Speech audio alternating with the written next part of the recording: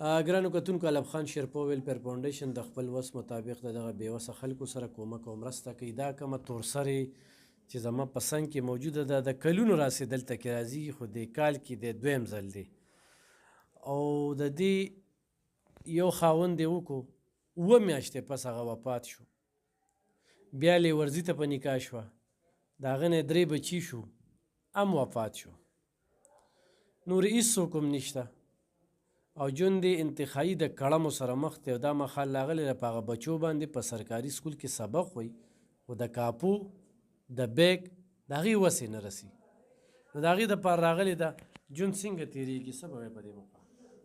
درس ګراني ده او کتابونو دا رقم نه لګي او نور د خرچې مرچې هېڅ دا رقم نه لګي. موږ دې ځله راغلي یو د خپل دغه دپاره که موږ سره مسافر وي د هغوی موږ سره لاس امداد وکړي. زموږ ډېره زیاته غریبي ده او هر څه ګران شوي دي او د ماشومانو یار یو شیز دغه سختي ده راته.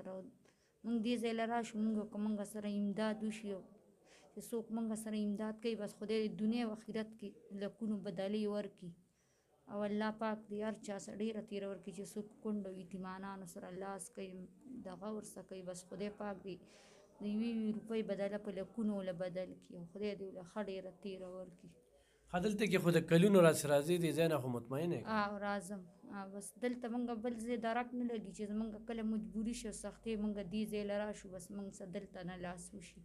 کور ته مې پیسې دروړي دي او راوړي اوس ته څه وایې چې بچي باندې سبق وایې؟ او سبقونه اوس کتابونو ته هم ضرورت دی او نور هم د جامې پیزار هر څه ضرورت دی سپلی هر څه غواړي دي او د خېټې دغه نه هم دغې وو لکه چې سړي هم نشته چې مزدوري وکړي 100 روپو دغه هم نشته چې 100 روپۍ رالته د ورځې وګټي او ته ژوند ولې نه جوړې چې څوک دې په سر لاس کېږدي؟ نه زه خاوند نه کوم. هغې وجه بس نه کوم زما خاوندانان ته سره پړکې نشته چې زه خاوند کوم. بس دا ماشومان به وساتم خدای پاک ورته آخرت راکړي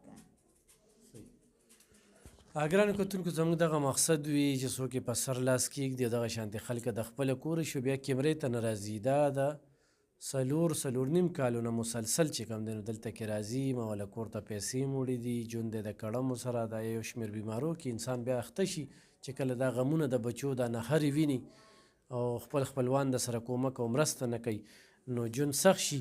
دا واله اوړه ځان سره او دا واله ځان سره چڼه ځان سره واله ښه او هغې خلکو ته دوا کوه چا طرفه چې دا راغلي صحیح ده. ګرانو کتونکو روژه را روانه ده خو ستاسو مرستې را سره وي نو انشاءالله روژه کې به دا خلک مستفید کړو. په دې ګرانۍ کې مهنګایي ډېره زیاته ده، انتخا ته رسېدلې ده او ژوند تېرول ډېر سخت شوي دي. چاله چې خدای پاک ورکړی د الله سره تجارت وکړي او دا د تجارت وخت دی د دنیا نه سم تګ دی دا نه څه پاتې دي. راځئ چې ځان له آخرت ښه کړو. ډېره مننه، خوشحاله اوسئ.